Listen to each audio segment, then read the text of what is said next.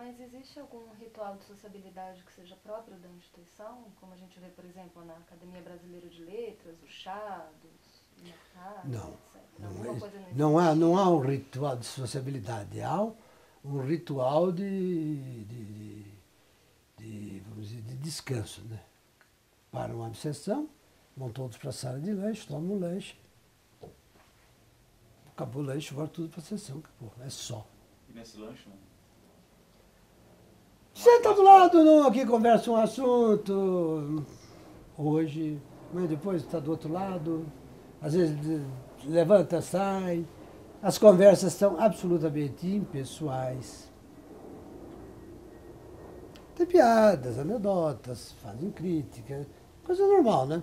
Ah, dá risada de alguma coisa tal. Mas não vai além disso. Não vai além disso. O senhor está provavelmente se referindo à questão pessoal. Pessoal, Chegar a relaxa. contar uma anedota, falar do Isso pessoal, conta, isso acontece. Né? mas ninguém Contou fala de um pia- problema da sua vida. Não, que imagina. Imagina, se alguém foi confidência da sua vida, ó, hoje eu tô chateado. Percebi. Só está chateado hoje por quê? O que aconteceu com você hoje? Tem alguma coisa séria? O que é? Posso te ajudar? O que foi? Está acontecendo? Imagina, se alguém pergunta isso. E sobre o processo? Ninguém pergunta. Ninguém pergunta. Ninguém pergunta.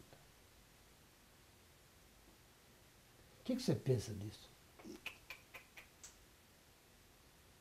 Na sua Não sei, experiência como não sei ministro, se é medo do outro não responder nada. Ou responder, não te conto. Não interessa. Sei que ninguém pergunta. Ninguém pergunta. Sobre conjuntura política, por exemplo. Uma matéria que saiu no jornal. Ah, sim. Ó, você viu hoje que saiu e vi e tal. Se concorda com o ponto de vista desse, isso, ah, que absurdo. É de fato, aí ajuda a criticar. Mas não mais que isso. Não vão além disso. E, ministro, no TJ era completamente diferente. Completamente diferente. É um ambiente descontraído. Ambiente descontraído. Nossa, imagina, a gente se frequentava casas de amigos e conjuntos, saímos em férias juntos, íamos para Santa Catarina, Itapema, alugávamos 20 chalés, iam 20 famílias de juízes, reuniam todos lá, levavam filho, neto, todos juntos lá.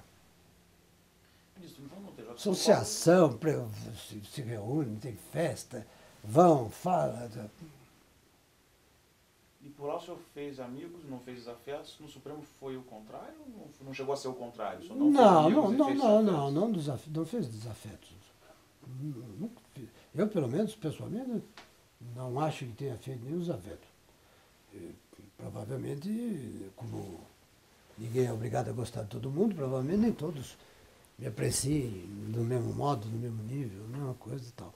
Mas eu, do meu ponto de vista pessoal, não tenho nenhum desafeto, não tenho nada contra nenhum deles, do ponto de vista pessoal, nada, nada, nada. As coisas que eu considerava que podiam não ter acontecido, aconteceram, não dei muito relevo, mas não passei disso. Não passei disso. Uma pessoa mais próxima dentro do Supremo com quem eu me relaciono é com o ministro Sepúlveda pertence. Primeiro porque eu tenho um grande respeito intelectual por ele, que eu acho o ministro Pertucci, que eu chamo de Zé Paulo, uma das maiores cabeças que passaram pelo Supremo. Eu acho uma pessoa extraordinária. Tenho muita afinidade intelectual com ele, temos posições comuns, trabalhamos juntos na mesma turma. Em matéria criminal, a gente tem muita afinidade e trabalhamos muito bem, a ponto de nós ficarmos muito constrangidos reciprocamente quando eu saí da turma que ele presidia.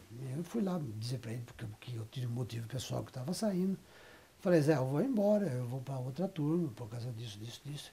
Oh, mas que chato, nós trabalhamos tão bem, tão sossegado, tão tranquilo você estando lá. Eu falei, Zé, eu sei disso, tal, mas eu preciso ir embora, tal. Então, eu tenho uma certa proximidade com ele. Com os outros não tenho isso. Provavelmente é defeito meu também, limitação minha. Quem sabe se eu fosse mais aberto, ou tomasse outras iniciativas, eu talvez tivesse mudado esse panorama tal. Mas também faltou um pouco de reciprocidade. Quer dizer, aquilo que me falta podia ser suprido por, eventualmente, aquilo que sobra aos outros. Né? Mas não ficamos nisso. Como, em outras palavras, estão todos muito felizes, cada um com a sua posição. Ministro, já estamos no Supremo. Há um tempinho falando do Supremo. E é o que nós queremos. Só que falta um pedaço interessante, é o que nós queremos mesmo, mas o pedaço interessante que é o seguinte: o senhor faz uma carreira na magistratura de São Paulo, fica muito claro, tanto no seu currículo, como nos registros formais, que o senhor tem um histórico de promoções, e o senhor ingressou por concurso, o senhor tem um histórico de promoções, algumas por antiguidade, muitas por merecimento, mas tem dois momentos na sua trajetória que o senhor quase se torna magistrado e o outro, o senhor se torna magistrado por um método completamente diferente, que é a nomeação. Né? O senhor chegou a integrar a lista tríplice para o STJ. 91. Em 91? Foi. Como foi esse processo? 1991. Como é que acontece isso? Como é que... Foi uma coisa... Se o senhor me permite perguntar assim coloquialmente, como é que o senhor foi parar nessa lista? Nessa lista? É. Por uma coisa muito simples. Esse homem, que consta desse livro, aqui, desses dois livros ali em cima, chamado Teotônio Negrão. Teotônio Negrão. Teotônio Negrão, processo e Código Civil o Teotônio. adotados. Quem era o Teotônio Negrão?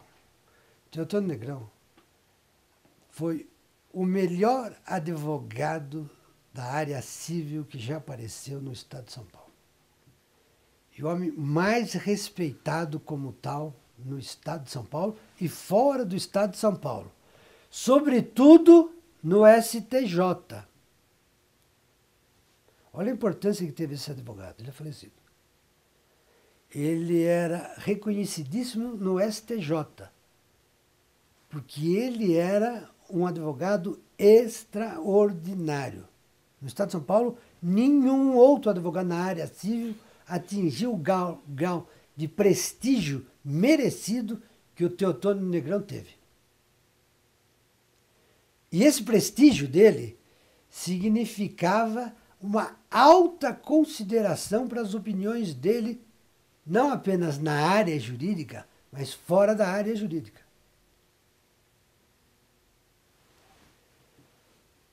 O Teotônio me conheceu quando era juiz em São Sebastião, que eu dei uma sentença muito grande numa ação de uso capião de um terreno tão grande que eu chamava de sesmaria. Um terreno na praia, ele era tão grande que eu dizia que era uma sesmaria. Eu dei uma sentença muito grande, foi uma das maiores sentenças que eu dei da minha vida, porque era muito grande o terreno e valia muito dinheiro, era uma disputa muito grande. Então a sentença, naquela época era muito grande, a sentença, tinha 53 páginas.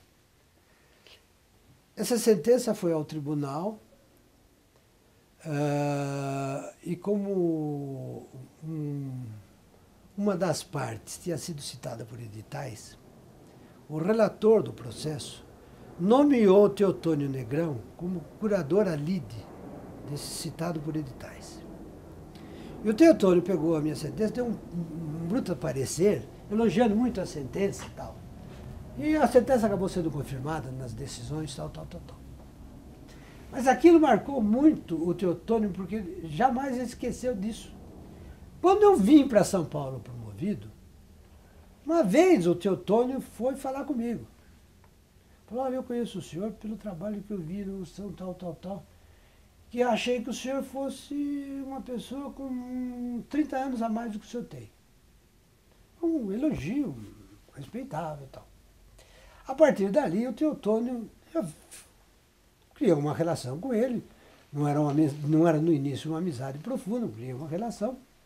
Mas então, a partir dali, eu acho que o Teotônio ficou acompanhando meus trabalhos profissionais.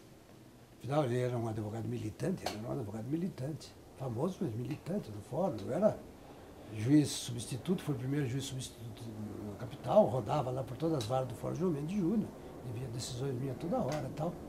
Em 1990, eu já tinha ido para a vara de família, fiquei muito tempo em vara civil, depois fui vara de família, etc.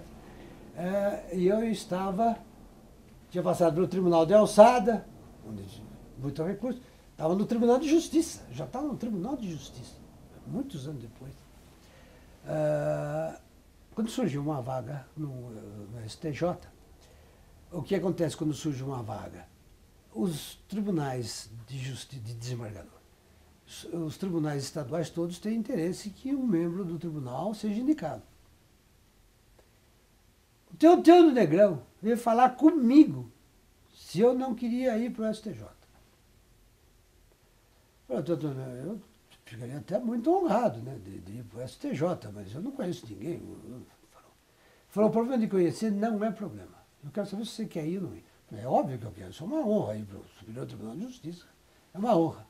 Falou, então, tudo bem. Que dia que você pode ir para Brasília? Eu falei, não sei, veja lá o dia tal, tal. Então, o dia tal, nós vamos para Brasília. Um belo dia, viemos nós dois para Brasília. Ele me levou ao STJ, me apresentou ao presidente do tribunal e a vários ministros do STJ. Falou, este é meu candidato. E um ministro do STJ, que tinha sido promotor de justiça em São Paulo, e que se interessava pelos juízes de São Paulo e conhecia o meu serviço, ele resolveu trabalhar para mim dentro do STJ. Então, com base nos pedidos, nas apresentações do Teotônio e no trabalho desse ministro, eu acabei entrando na lista. O STJ me indicou na lista tríplice. O STJ é que monta a lista tríplice. Botou na lista tríplice. E eu fiquei 6 meses na mão do presidente Collor para ser nomeado ou não. Não fui nomeado. Quem foi nomeado foi um outro do Nordeste, chamado Demócrito Reinaldo. Foi nomeado e eu não fui nomeado. Provavelmente, se eu tivesse sido nomeado em 91 para o STJ, eu não tinha ido para o Supremo Tribunal Federal. Por quê? Porque a vida é diferente. Podia ter acontecido outras coisas. Então, não fui. Aí, não me interessei mais por outras vagas. Falei, por quê? Porque é muito cansativo. E é muito desgastante do ponto de vista emocional. Você sabe que você vai ficar 6 meses esperando se o senhor vai ser nomeado ou não vai? Você não consegue trabalhar direito. Você fica pensando, vou começar um negócio aqui, de repente eu sou nomeado, tem que parar. Faço, não faço, faço, não faço. Não para, é gente que telefona. O seu nome foi cogitado hoje, não sei o quê. Hoje não sei o quê, fofocas. Deixa a gente maluco. É um quadro de tormento mental. Então foi um alívio quando saiu... Saiu a lista, não foi? Eu falei, não, quando sair a lista, tudo bem. Não, depois que entra na lista. Não, mas eu digo, então foi um alívio para o senhor quando o Collor decidiu, ainda que... Decidiu, quando decidiu, ele falou, eu vou resolver a minha vida, eu não vou para o STJ. Ele falou, eu não vou passar por outra dessa, porque eu não vou entrar num outro negócio desse. Isso é maluquice. Isso é para quem gosta de sofrimento, vai entrar. Eu não vou mais, não quero nem saber. Aí eu trabalhei, inclusive, para 2 outros ministros que foram nomeados, foram meus colegas de São Paulo, trabalhei para eles acabaram entrando em lista e eu nunca mais me interessei pelo STJ. Mas ajudei dando informações a respeito desses 2 ministros que acabaram indo para o STJ, que foram oriundos do Tribunal de Justiça de São Paulo. O senhor chegou a dizer que o tribunal tem interesse que os seus membros... Que um dos seus membros seja membro do STJ, claro. Mas como ele operacionaliza esse interesse? Eles fazem indicações, vem falar com os ministros do STJ. Normalmente, o presidente do tribunal é que deve tomar essa iniciativa, dizer, olha, nós temos um candidato lá no estado tal, que é um ótimo juiz, podia ser um bom ministro, ele já fez isso, aquilo, etc, etc. É trabalho. Porque senão... Como que se decide esse candidato? Como? Como que, indo trabalhar, o presidente do TJ de São Paulo sabe quem é o candidato, vamos dizer assim, do TJ de São Paulo? Em São Paulo é um caso especial. Em geral, os tribunais de justiça dos estados escolhem um e fecham em torno daquela candidatura. O apoio é para aquele candidato. Eles escolhem, o candidato de agora vai ser... No estado de São Paulo, não. No estado de São Paulo, todo mundo é candidato. E isso atrapalha muito, porque dispersa o trabalho e dispersa votos. Se o senhor tem mais de um candidato, 2, 3 candidatos, chega na votação do STJ para a escolha, vota 3 aqui, 4 ali, 5 ali, não elege ninguém para a lista. Então precisa ter um candidato que concentre os votos. E em São Paulo não tem isso em geral. Mas, vamos dizer assim, de regra é isto que se faz. É o tribunal que toma a iniciativa, e aí apoia, os advogados apoiam, o Ordem dos Advogados apoia, a Associação dos Advogados, etc, etc. No meu caso, o apoio foi do Teotônio Negrão. Foi apoio pessoal dele, não foi do tribunal. Foi o Tribunal de Justiça de São Paulo que falou, não, eu vou te apoiar, tal, tal, tal. O Tribunal de Justiça de São Paulo nem nada me atrapalhou. Nem nada. Podia ter atrapalhado, mas nada me atrapalhou. E não ajudou também? Não, vamos dizer, ajuda assim de referências e tal, mas, vamos dizer, a importância básica foi o trabalho do Teotônio, foi a indicação do Teotônio. Foi a indicação do Teotônio que despertou o interesse desse ministro que, dentro do STJ, falou, não, o candidato de São Paulo é bom, e tal, etc. Aí ele conseguiu os votos necessários. E eu entrei na lista. O TJ de São Paulo poderia, ao mesmo tempo, indicar uma outra pessoa? Podia. Às vezes acontece muito isso. Nessa última indicação aí, havia pelo menos 2 candidatos de São Paulo. Um deles foi nomeado, entrou na lista e foi nomeado. Foi o Paulo. Mas havia outros candidatos. E a gente, nós que somos de São Paulo, e que gostaríamos que membros do Tribunal de Justiça de São Paulo, bons candidatos, entrem na lista, a gente acha ruim o fato de haver muitos candidatos e fragmentar os votos. A gente diz sempre, escolha um, concentre o esforço em torno de um só. Não tem chance. Os outros estados, não. Os outros estados escolhem um e todos trabalham para aquele. São Paulo é complicado. Tem muitos, são 360 desembargadores, você imagina. Ministro, poucos anos antes desse episódio foi promulgada a Constituição de 1988. No momento que você estava, nesse momento na sua carreira, como você avaliou o conteúdo da Carta Constitucional?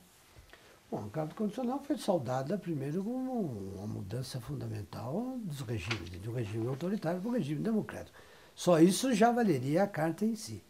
Depois era uma carta que, historicamente, pela primeira vez, arrolou os direitos e garantias individuais assim de um modo preponderante, com a particularidade de estar na introdução, vamos dizer, no artigo 5º, né, logo no início da Constituição. Então, ela me parecia, assim, desse ponto de vista, assim, um progresso histórico extraordinário e tal. Acho que ela foi importantíssima, sob vários pontos de vista, econômico, social, etc., etc., mas eu acho que ela tem um defeito estrutural, que é o fato dela ser muito analítica, ou seja, não ser uma carta de mais de 2 dezenas de artigos. E tudo, por isso, é matéria constitucional. Sempre que se quer mudar alguma coisa no ordenamento jurídico, tem que fazer uma emenda constitucional, porque de algum modo a matéria já está prevista na Constituição. E isso emperra tudo. Não é possível atualizar o ordenamento jurídico sem uma reforma constitucional, uma emenda constitucional. Então, isso atrapalha muito. E mais, como muitas disposições constitucionais, que são muitas, não estão todas regulamentadas, certas atividades não podem ser desenvolvidas à falta de regulamentação. E isso cria entraves ruins, porque ou se paralisam as atividades, as iniciativas, ou elas são tomadas ou são exercidas ao arrepio da ordem jurídica, e aí cria problemas jurisdicionais, ou então elas ficam na dependência de emendas que não vêm. Tudo isso atrasa, tudo isso atrapalha a vida. Eu acho que nós teríamos que ter uma Constituição mais enxuta, menor. Que ela seja capaz de resistir ao tempo sem necessidade dessas mudanças constitucionais constantes. A gente gosta de fazer essa comparação porque ela é muito expressiva com a Carta Americana. Eu estive na Universidade de Colômbia, fiz uma palestra lá sobre a Constituição brasileira e disse que a Carta norte-americana tinha a grande vantagem de está durando aí 200 anos, com base em pouco mais de 2 dezenas de cláusulas. Aí um professor que estava na universidade, estava lá na presidente, disse assim, não, a Constituição Americana tem 16 cláusulas, 16 artigos. Falei, 16 artigos numerados, né? Só que cada um deles tem 3, 4 normas, né? Isso o senhor não conta, né? O cara está pequena, uma carta constitucional pequena. Então, é possível acertar, disciplinar vários assuntos sem estar na dependência de regulamentação. E mais... Você dizia que não eram só 19 artigos da Constituição Americana. É isso. E mais, sem a necessidade de levar causas para o Supremo Tribunal Federal. Porque tudo vai para o Supremo agora, porque tudo é constitucional. Como é que isso impactou o senhor? Isso aí significa um atraso de vida, porque o Supremo não consegue dar cabo do volume de serviço que tem. E aí para tudo. De forma utópica ou pragmática, o senhor veria uma solução para essa situação? A solução seria essa, uma revisão constitucional que fizesse uma carta mais curta, mais enxuta, mais sintética. E não vejo nenhum movimento nesse sentido. E, ministro, a promulgação da Constituição de 88 trouxe alguma mudança no teu cotidiano de trabalho no TJ? Mudou alguma coisa? Não, nada. Nada. Deu tranquilidade. Restabeleceu as garantias da magistratura e tal. Deu tranquilidade. Mas não, do ponto de vista prático, nada. Do ponto de vista prático, nada. Pelo menos nada notável. Eu fiquei curioso, então a súmula vinculante não resolveria esse problema da quantidade de coisas que vão ao Supremo? Não, primeiro porque nós temos poucas súmulas vinculantes. Segundo, as súmulas vinculantes, a rigor, depende de decisões reiteradas sobre o mesmo assunto. Decisões reiteradas significam várias. O Supremo não consegue dar várias sobre o mesmo assunto. Dá uma. Até para conseguir dar outra sobre o mesmo assunto leva um tempão. A súmula vinculante é um instrumento bom, mas não é suficiente. Ele não tem esse poderio que a gente imagina. Combina ele com a repercussão geral? Também não? Também não pelo seguinte, o que está acontecendo hoje com a repercussão geral? Está acontecendo que, como os tribunais são obrigados a conter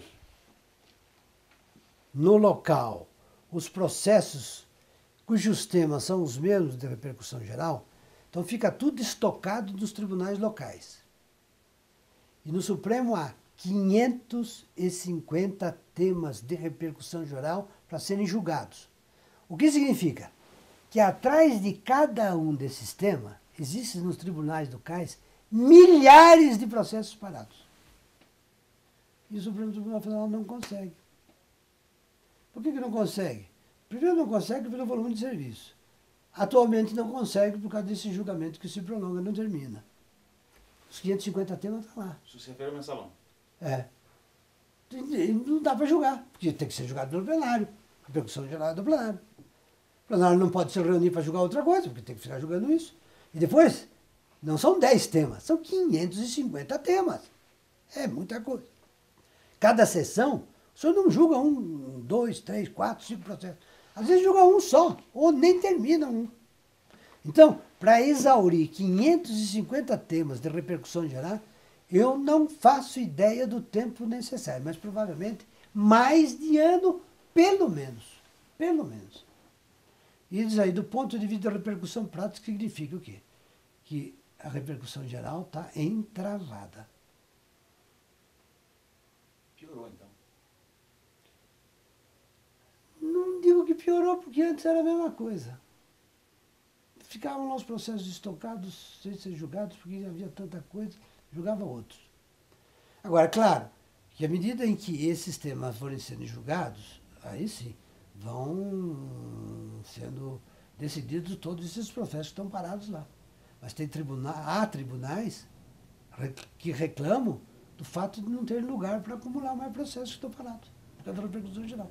Tem que alugar casas para votar. São Paulo é um deles. Como é que o senhor resolveu ou não, ou tentou resolver o problema do volume de processos que o senhor está orgulhoso? do Supremo? No Supremo, nós tentamos agilizar várias coisas. Primeiro foi dada ao presidente do Supremo competência para decidir recursos absolutamente inviáveis, manifestamente inviáveis. Só na minha gestão, durante um ano, eu dei mais de 25 mil decisões indeferindo recursos inviáveis. Você imagina que eu... ano? Um ano? 25 mil em um ano. 25 mil num ano. Estou fazendo uma conta e aí a pergunta continua. Porque é impossível, é impossível. O senhor dar essa decisão que eu estou dividindo aqui por dia mais ou menos. É que há muita coisa igual. Então, o gabinete tem um modelo, o caso é igualzinho, aplica o modelo. Nesse caso, aplica o modelo tal. Ele vai ver, bom. Então o senhor não faz isso sozinho? Não, ninguém faz isso aqui, eu sou mágico. Eu sei justamente isso. Sou mágico que consegue fazer uma coisa dessa sozinho. Você tinha uma equipe no gabinete? Sim, todos têm, todos têm. Cada ministro tem um gabinete que é uma microempresa, tem 30, pelo menos 30 funcionários. Uma microempresa. Como era o gabinete do senhor? Meu gabinete era assim, como todos os outros. 30 funcionários, ou mais de 30. Desses 30, o senhor escolhe todos? Como é? A gente escolhe todos. A gente escolhe todos. Alguns são de carreira, não podem ser escolhidos arbitrariamente, são da carreira, mas aí a gente pode tirar de outro lugar, passa para cá e tal. Mas os assessores são todos de livre nomeação. Os meus assessores foram todos de livre nomeação e eu trouxe todos de São Paulo. Todos de São Paulo. E, tirando o fato de ser paulista, quais foram os seus? Qual era o seu critério? Como é que o senhor montou o seu gabinete? Bom, eu cheguei, primeiro fui examinar quem estava ali, passei uns meses avaliando o trabalho de cada um. E aí fui começando a dispensar aqui e ali, via que não estava funcionando e tal. E aí eu comecei a montar minha própria equipe, sabia que tinha referência de fulano, de Beltrano, então trazia, convidava, vinham para lá. E comecei e trouxe os assessores que eu achei, que eu conhecia de São Paulo, de pessoas, tudo jovens, que eu tinha boas referências, sobre os quais eu tinha boas referências, trouxe para me assessorar. E aí fui montando aos poucos. Eu considerava que a minha equipe de gabinete sempre foi muito boa, muito boa. Não tenho, senão elogios para todos eles. Dois dos meus assessores foram para Harvard, Eu consegui, com aquela indicação pessoal do Supremo, como ministro do Supremo, eu consegui que os dois fossem para Harvard, se doutoraram, os dois se doutoraram, voltaram, se doutoraram, estão hoje advogando em São Paulo, são excepcionais, são advogados excepcionais. Outros já eram professores universitários, outros eram advogados da União ou de algum órgão público e tal. Foram ótimos, todos. Eu tenho elogio para todos, não tenho nenhuma crítica para nenhum dos meus assessores. Eu só achava ruim quando um deles tinha que ir embora. A pessoa vai embora para Harvard. Eu falei, faz muito bem, né? Faz o quê? Tem que ir mesmo, né? Vai aproveitar. Nenhum magistrado, senhor trouxe? Não, tinha magistrado. Houve uma época em que não havia magistrados. Aí o Supremo baixou uma resolução permitindo que cada ministro tivesse um juiz auxiliar. Aí eu trouxe uma juíza. Ela não se deu bem aqui. Não se adaptou a Brasília. Ficou aqui um pouco tempo, não se adaptou. Não ajudou muito porque ela não se adaptou. Foi embora, aí convoquei outros juízes e também serviram muito bem como juiz auxiliar, mas é um só. Ministro, antes de perguntar se o senhor se adaptou a Brasília, ou como o senhor se adaptou a Brasília, eu queria perguntar da mesma maneira que eu perguntei ao senhor como o senhor foi parar naquela lista tríplice de 91 ao STJ, como é que o senhor foi parar no STF? Se o senhor me permite uma pergunta assim tão direta. Claro, claro. Como é que eu vou historiar isso aí direito? Na verdade, quando houve aquele primeiro movimento para vir para o STJ em 91, vários advogados apoiaram a ideia, apoiaram a causa, etc, etc. Entre eles, o Márcio Tomás Bastos. que era, como é, um famoso advogado criminalista que trabalhava também junto ao tribunal. E, inclusive, eu participei de um julgamento onde ele fez sustentação lá do famoso caso de um promotor que matou uma mulher em Atibaia, um caso famoso e tal. O senhor jogou esse cara? Joguei. E, quer dizer, participei do julgamento, né, no plenário. E o Márcio, certa feita na casa dele, eu me lembro bem isso, era o aniversário dele, da mulher dele, não sei o quê, estavam muitos advogados reunidos e tal. Ele falou para mim, falou, não, você não tem que ir para o STJ, não, você tem que ir para o Supremo e tal. Eu levamos aquele brincadeira, e ele ficou assim e tal. Quando surgiu a vaga que foi preenchida,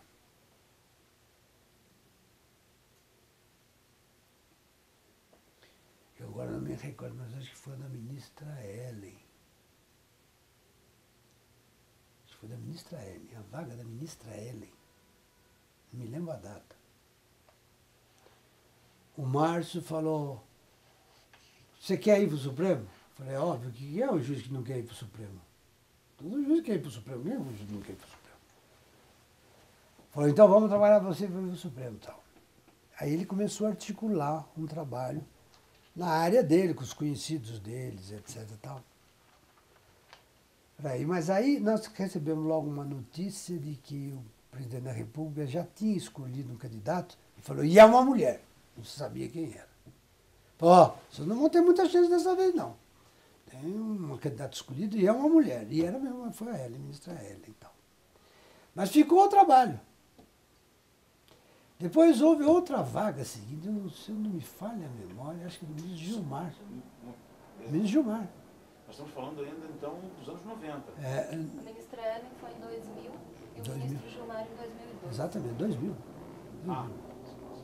Aí houve a vaga, foi preenchida pelo ministro Gilmar. O senhor me permite uma pergunta antes? Então, o ministro Márcio Tomás Bastos conseguiria fazer um trabalho, não chegou a conseguir, mas conseguiria no governo Fernando Henrique? Sim, porque ele estava expressando, vamos dizer, a opinião dos advogados de São Paulo. É claro que isso não significava apenas os advogados, significava apoio também de juízes. Sim, sim. Para o Supremo, eu tive o apoio do Tribunal de São Paulo. Diferentemente do que aconteceu com o STJ, quando surgiu a ideia da minha candidatura para o Supremo, o Tribunal de Justiça de São Paulo me apoiou francamente. Como? Tive 2 presidentes. Um deles foi o falecido Odir José Pinto Porto. O presidente falou, não, eu vou trabalhar para você. Ele era presidente do tribunal. Eu vou trabalhar para você para o Supremo. E não sei o que ele fez, mas ele disse que ia trabalhar. Começa com A, com B, com C, não sei o que ele fez.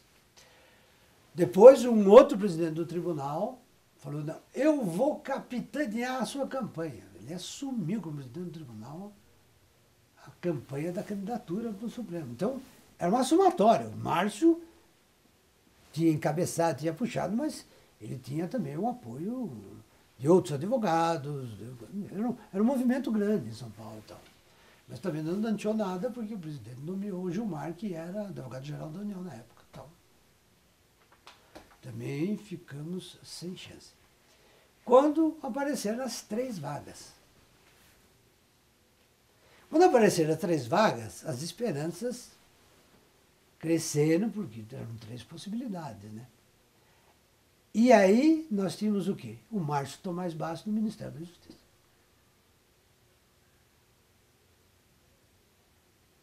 Quem é o candidato do Márcio Tomás Bastos de São Paulo? Todo mundo sabia. Isso saía no jornal, todo mundo sabia. Tal. E era verdade. O Márcio se empenhou profundamente pela minha nomeação. Se empenhou profundamente.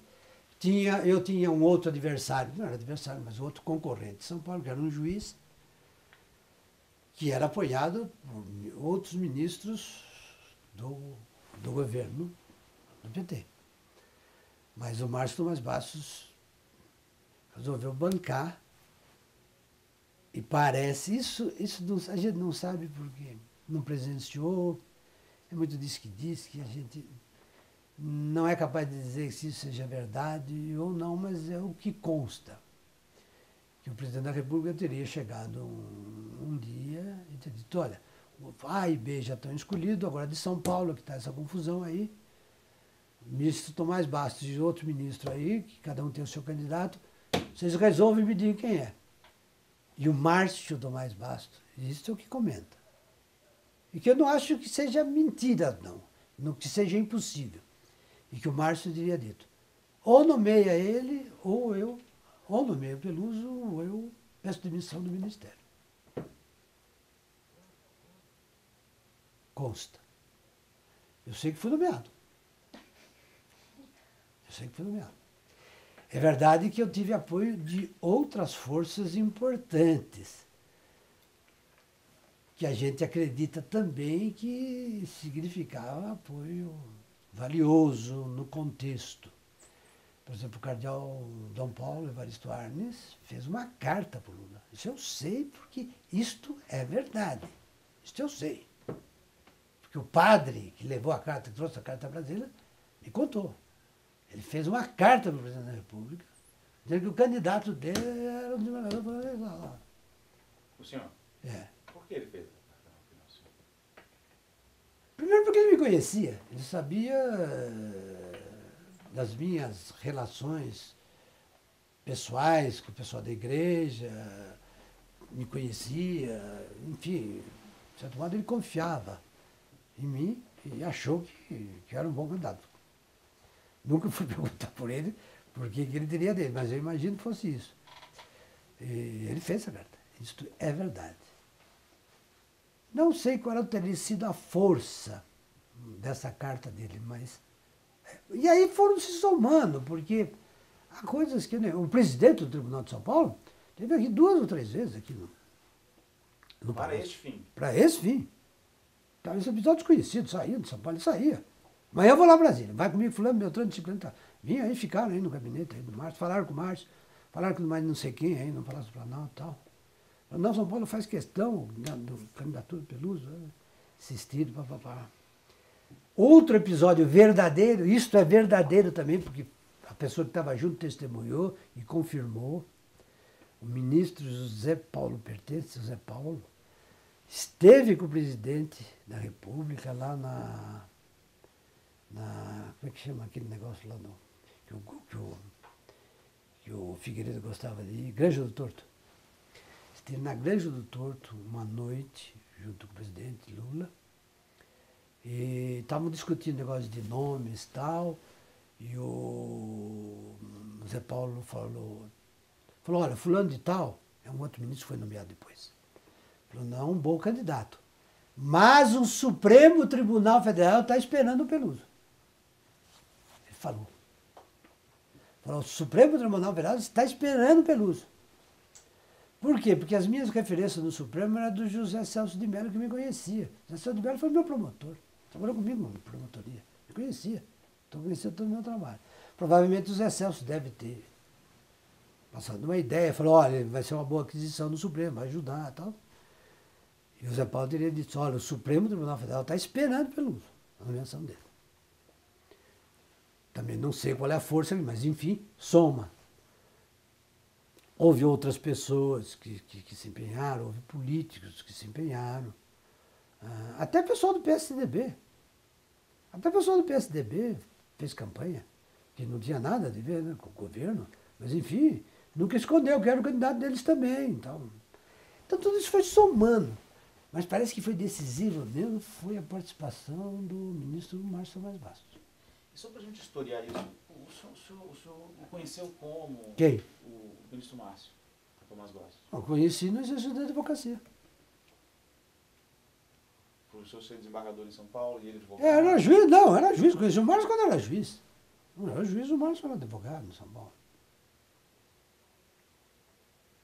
Os advogados acompanham a vida dos juízes, eles conhecem os juízes, conhecem o trabalho dos juízes, conhecem a fama boa ou ruim dos juízes, têm espírito crítico sobre os juízes. O Márcio, não sei o que descobriu, achou que eu era um bom candidato.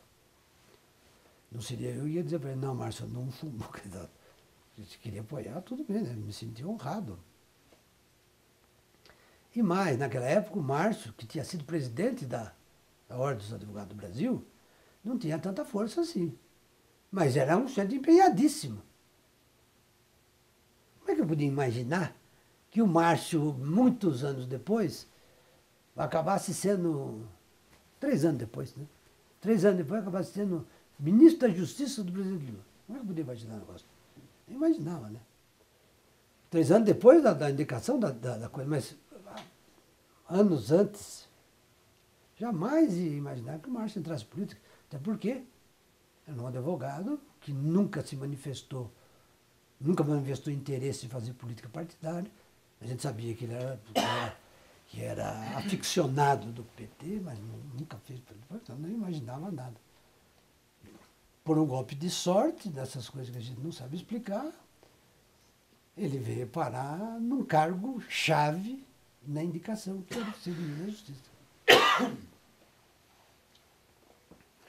Ministro, como o senhor recebeu a notícia? Foi pelo próprio ministro, pelo presidente? Oficialmente, como se dá esse Foi processo? ele me ligou. Ele é o ministro? É. Você pode vir amanhã para Brasília? Eu falei, posso. Aí eu vim. Aí estavam os outros 2 daqui também. Há tantas horas, tá lá no Palácio. Tá. Nós fomos lá no Palácio. Estavam o ministro Brito e o ministro Joaquim. Os 3. Aí nós fomos introduzidos. Falou, vocês vão ser nomeados. Os 3. O presidente da República quer conhecê-lo. Nunca tinha conhecido. E entramos lá. Ficamos lá 45 minutos batendo papo com o presidente da República, etc. Como foi esse encontro? Muito simpático, né? Mas não se falou nada, assim, não. Conversa simples, né? Mas foi muito simpático, agradável e tal. Ele falou, e agora vamos sair daqui e vamos enfrentar os fotógrafos. Aí a gente saiu por uma porta, assim, demos de cara com um monte de fotógrafos. Levei um susto. Mas tinha jornalista. Nunca vi ele acontecido isso. Imagina. Eu não imaginava, estava na sala do presidente, não sabia o que estava acontecendo lá de fora, do outro lado. Lá abriu a porta assim, tinha uma mesa com 4 cadeiras. E aqueles fotógrafos. Sentamos ali, e aí começaram as perguntas. Né? Fez isso, aquilo. Né? Nossa, fiquei super nervoso. Levei um susto, né, dentro da nossa sala. Aí estava praticamente nomeado, porque tinha que encaminhar para o Senado e a gente acreditava que tudo ia correr como correu bem no Senado, sem problema. O senhor se refere a Sabatina. É. Conta para nós. O senhor contaria para nós como é que foi essa Sabatina? Foi uma sabatina tranquila. Eu fiz uma introdução, contando um monte de coisa, relembrando um monte de fatos. Fiz referência, inclusive, àquele discurso a respeito de Edgar de Moura Bittencourt, que já foi feito. Porque durante a época em que das cogitações, etc., muita gente dizia, não, ele é assim, é assado, é muito ligado a isso, é contrário àquilo, e não sei o quê. E eu quis dar um testemunho das coisas que eu pensava. Eu disse, olha, eu penso nisso, nisso. Foi uma espécie de credo, assim. Olha, eu acho isso, um monte de coisa. Eu falei, foi uma coisa mais ou menos longa, foi quase uma exposição longa. Depois começaram perguntas, nenhuma delas deselegantes, também nenhuma impossível de responder, foi respondendo a todas. Mas alguma pergunta atacou aquelas questões às quais o senhor se referia, que lhe atribuíam? Que atribuíam suas posições? Nada. Nada. Nenhuma. Pelo contrário, até umas manifestações muito simpáticas de gente que eu nem sabia. O senador Antônio Carlos Magalhães, no meio da coisa, falou, para mim eu estou satisfeito. Levantou, falou, meu voto está aqui. Pegou, levantou e foi embora. Nem ficou mais nessa bateria. Vários outros, eu também estou satisfeito, não sei o quê. Tive uns 3 votos contrários. E alguém disse, não se preocupe, isso é praxe. E sempre deu 2 votos, 3 contra. Também não sei quem foi, nem sei porquê. Também não me incomodou nada. Sem problema. Mas só foi uma sabatina longa. 4 horas. Mas Mais longa que essa entrevista. culpa sua ou culpa Não, deles? Culpa deles. Porque eles perguntam. Porque eles não fazem uma pergunta. Eles fazem 10 perguntas. E a gente tem que tomar nota, porque eles não deixam responder uma, depois já fazem 10 perguntas. Aí depois a gente tem que lembrar o que eles perguntaram e respondendo uma por uma, etc. É cansativo, né? Cansativo. Mas foi muito agradável. Nada também sem... O senhor levou por unanimidade?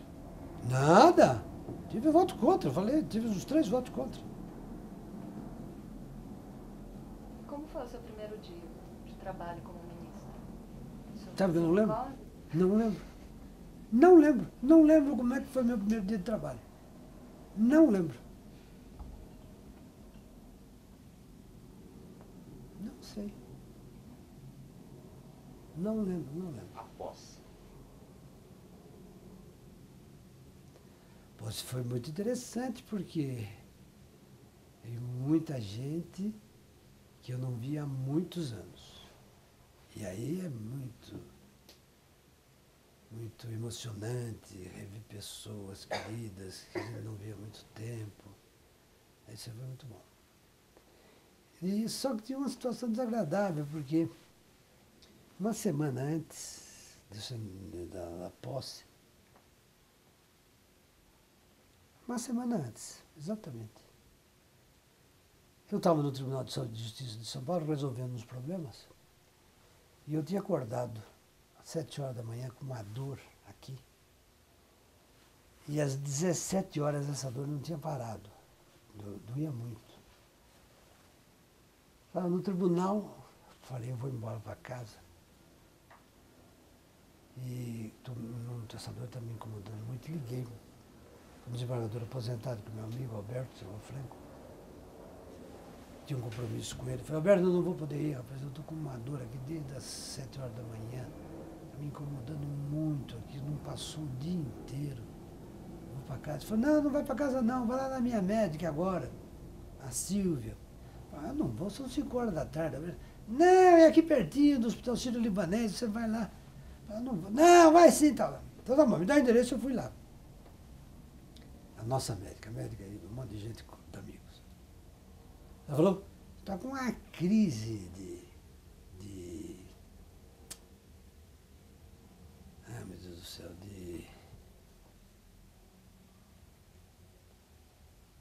esse órgão que eu não tenho mais, como é que chama?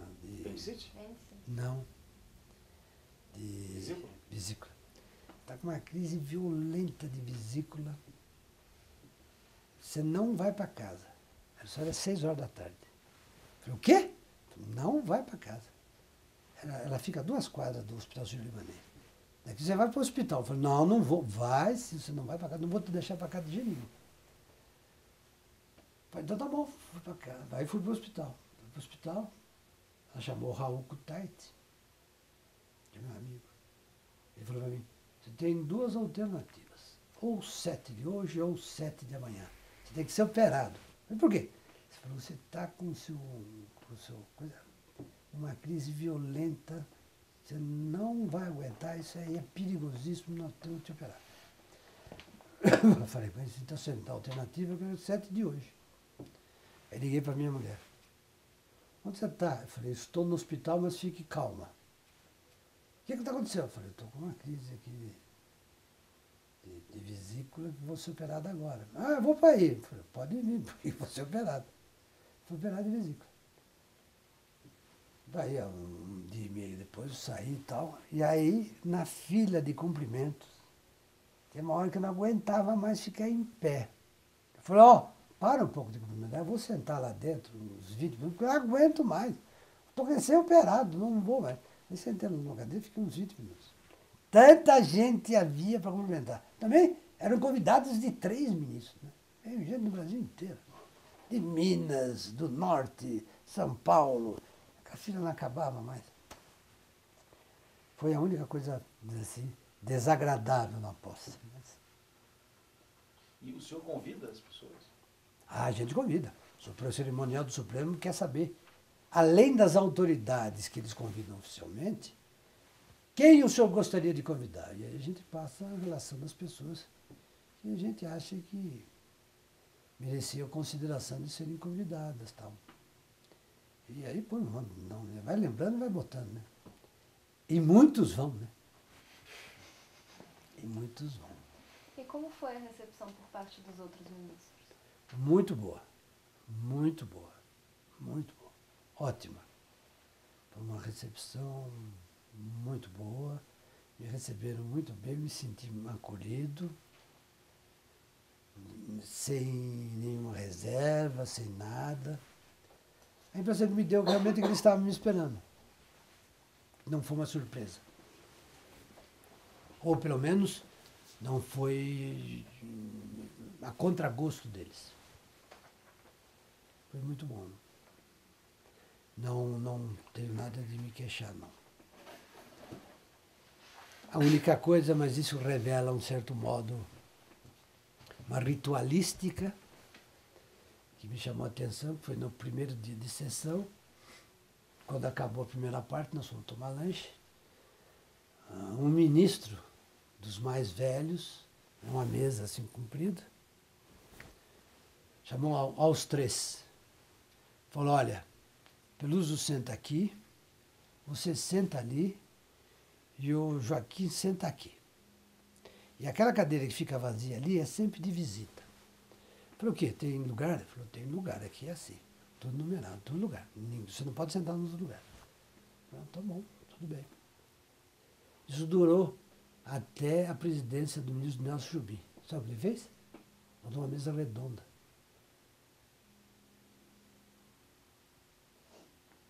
Acabou. Tinha lugar reservado. E quais eram os critérios que regiam A antiguidade. cada um? A antiguidade. Eu era o mais antigo dos três, então eu sentei mais próximo deles. E os outros dois sentiram mais distante. Tinha que sentar naquele lugar, ritualística. Há outras que se contam, que parece que eram verdadeiras. Que, por exemplo, se saíam vários carros de ministro do Supremo ao mesmo tempo, o mais novo não podia passar na frente do carro do mais velho. Parece que era assim. Mas isso parece que sumiu. Né? O senhor não presenciou esse tipo? Não, eu não presenciei. Mas ministros que viveram antes na corte contam. Quando vários carros juntos era assim. O carro do ministro mais novo não podia passar na frente do carro do ministro mais velho, não. Tinha que ser atrás. Na ordem de antiguidade no tribunal. Eu não sou contra rituais e tradições, não. Porque eu acho que isso aí faz parte, de algum modo, da identidade da corte e tal. Na corte norte-americana existem muitas, né? Muitas tradições desse tipo. Mas outras não tem mais sentido nenhum tal. E uma das anedotas, mas alguns dizem que é verdade, que se contam, é que o ministro estava tão acostumado em que um assessor ou um funcionário chamasse o elevador, que uma vez ele saiu do apartamento dele aqui em Brasília com a mulher e ficou parado na porta do elevador. E a mulher diz assim, escuta, você não vai chamar o elevador? Ele falou, não, eu vou sim. Ele estava esperando que a mulher chamasse o elevador para ele. Isso se conta como se fosse verdade. Eu não sei se é, mas de qualquer maneira é ilustrativo, assim, pelo menos, vamos dizer, do anedotário da ritualística do Supremo. Isso, por falar em ritualística do Supremo, eu não compreendi muito bem como é que funciona o negócio de vistas. Falando assim, dinâmica de plenário, né, que talvez seja o ritual mais evidente, sobretudo para quem vê a TV Justiça. Como é que é o negócio de pedir vistas? Como é que é isso? Pedir vista é isso. Quando a gente não tem uma posição firmada sobre uma matéria que está sendo objeto de julgamento, a gente pede para examinar o processo. Isso se chama pedido de vista. Você vai ter vista do processo. Uhum. Aí você suspende o julgamento, o processo vai para você. E estuda, quando estiver pronto, devolve para o plenário. Ou devolve para a turma. Tem um prazo para devolução? A rigor, o regimento tem prazo, mas ninguém obedece. Não dá para obedecer. Não obedece porque não quer. Não obedece porque não é possível obedecer. Esse prazo. Não dá. O prazo é exíguo. O prazo é muito curto e com o volume de serviço não dá. E às vezes a matéria é tão complexa que realmente não dá naquele prazo para resolver. Mas estamos falando de quanto tempo? Quanto tempo é o prazo e quanto tempo mais ou menos os Eu não recordo precisamente qual é o prazo, mas o prazo é curto, não é longo o prazo. É prazo de sessões, viu? Mas não é longo, né? O prazo é curto, mas é impossível. É impossível. A realidade de volume de processo do Supremo torna absolutamente inviável a observância desses prazos. Os prazos são irrealistas. Mas pode acontecer que o ministro pegue o processo e fique o tempo que quiser, tendo em vista que ele não está regimentalmente obrigado. Não, isso acontece. Ele fica, na verdade, quanto tempo ele quiser. Ninguém tira dele o processo. O máximo que pode acontecer é a gente pedir, né? O presidente pedir, dá para você apressar o processo tal, está havendo pressão política, está havendo pressão da opinião pública, seria melhor. É só pedir. Mas não há maneira de obrigar o ministro a devolver. Ele devolve quando ele quer. E há pressão política, pressão da opinião pública em cima de um ministro do Supremo? No sentido de votar? Ah, sim, porque... É no sentido do conteúdo da decisão. Não, isso não. Comigo nunca houve. Ninguém. Jamais recebi pedido direto, indireto, nem sugestão longínqua de quem quer que seja a respeito de decisão. Nunca. Não teve um que tivesse a coragem de falar nada comigo. Jamais. Jamais. Até acredito que com os outros também não. Comigo, nunca. Nunca, ninguém. Mas nem para falar de longe sobre nada, nada, nada. E essa pressão para... Mas não vai. Juntam 3, 4 senadores, pede audiência para o presidente do tribunal. O presidente do tribunal tem que receber. Eu chego lá, ministro, nós temos um caso tal que interessa para o parlamento, está acontecendo isso não sei o quê no Rio Grande do Norte, precisa resolver, é o caso das professoras lá que estão sem receber, estão sem não sei o quê, sem aumento, dá para julgar. Com quem que está o processo? Está com o ministro tal, ele está desde tanto lá. Será que Vossa Excelência pode falar com ele? Então, vou falar com ele, eu falo, mas eu não sei o que vai acontecer. Eu chego e digo, olha, os senadores vieram aí, estão pedindo, você pode atender ou não. É isso que o presidente faz, não faz mais que isso. Nem pode fazer mais que isso. O senhor já viu algum ministro ficar com processo por bastante tempo, tempo demais até? Ah, sim, acontece, às vezes acontece. Às vezes são matérias. E da complexidade da matéria. A complexidade da matéria. Eu acho que ainda lá há casos lá em que eu votei em 2004, 2005, que até hoje não foi devolvido. Há um caso, pelo menos, de direito tributário que deu um voto que até hoje não foi devolvido. Há possibilidade do ministro se aposentar sem devolver o processo? Ele se aposenta sem devolver, passa para o sucessor dele. O sucessor dele é que vai reestudar e devolver quando achar que deve.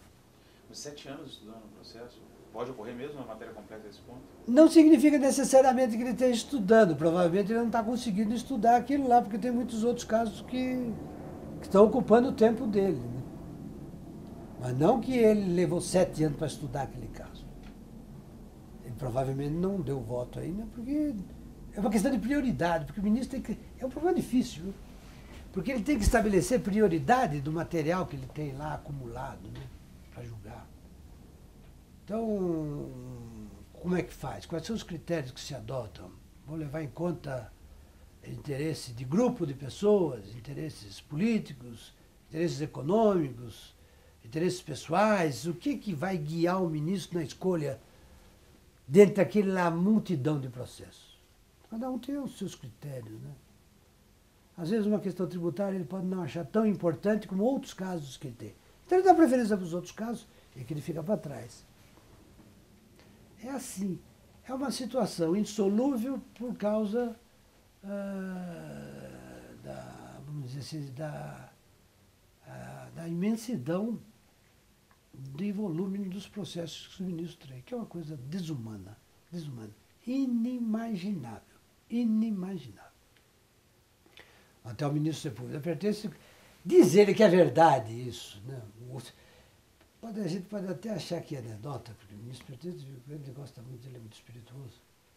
Ele teria, quando presidente do Supremo Tribunal Federal, estado numa conferência de presidentes de tribunais na Europa e, naquela época, ele fazendo referência ao acervo do Supremo Tribunal Federal, veja bem, naquela época que ele era presidente do tribunal, isso faz muitos anos, ele teria dito, vamos dizer um número, não era um número tão extravagante como os de hoje, mas era um número, ele teria dito que o Supremo Tribunal Federal tinha, naquela época, 80 mil processos para todos os ministros. Na hora do café, um ministro, parece que da Itália, da Corte Constitucional Italiana, chegou para ele e falou: ô, fulano, colega, você precisa tomar cuidado aí com o seu tradutor, hein? Você falou 8 mil processos, o cara falou, traduziu para 80 mil. Eu falei, não traduziu errado, não, é 80 mil mesmo. Quer dizer, todo mundo fica aturdido com o número de processos que o Supremo Tribunal tem, né? Não existe isso no mundo. Isso é uma coisa típica do Brasil.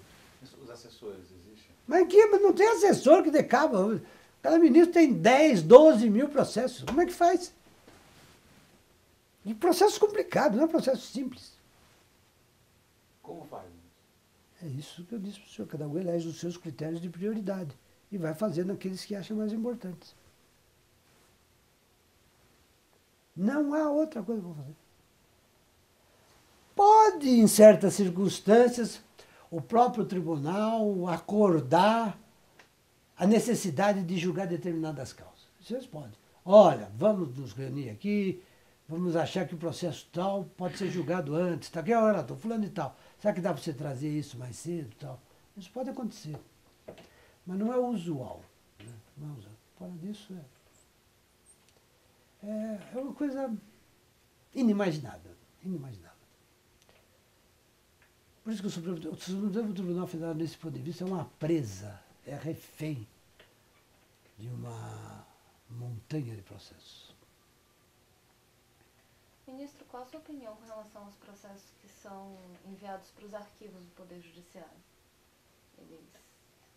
É fato que não há estrutura física para guardar e conservar todos esses processos. O senhor vislumbra uma outra solução? Eu acho que teria que... Isso, e é uma coisa perigosa, porque haveria muita subjetividade nisso que poderia pôr em risco algumas coisas. Na verdade, criar comissões que pudessem estudar processo por processo para saber aqueles cuja conservação tem um valor histórico, que seja importante para a história do país de algum ponto de vista. E aí é muito subjetivo. Precisa de um estabelecimento de critérios. Pois é, tem que estabelecer critérios. Não são óbvios. Porque senão um pode achar que é importante por causa de um motivo, outro pode achar que é importante por causa de outro pode não achar importante por nenhum motivo, e no fim não se decide nada. E é perigoso, porque na verdade esses processos, de certo modo, reconstroem a história do país. Inclusive em ordem seriada, por exemplo. Claro. Né? Então é importante. Então é um negócio importantíssimo. Agora, eu acho que podia lançar mão, mas isso envolveria muito dinheiro. Se não dá para conservar fisicamente, conservar por reprodução os processos. Exceto alguns que têm valor histórico como papel, né? Por exemplo, aqueles processos do tempo do Império, coisas desse tipo. Aquilo é importante, não vai desfazer aquilo para botar numa fita, num CD ou coisa semelhante. Perde um pouco da sua importância, né? Mas outros processos eu acho que podiam ser todos digitalizados e tal, e conservá-los aí nesse tipo de coisa para esvaziar. Agora, isso é um investimento grande, né? Um investimento grande. Porque são milhares de milhões de processos. O senhor enxerga algum movimento nesse sentido? Não vi nada. Certa feita eu vi falar que iam criar uma comissão para fazer isso, mas não sei que fim levou essa comissão.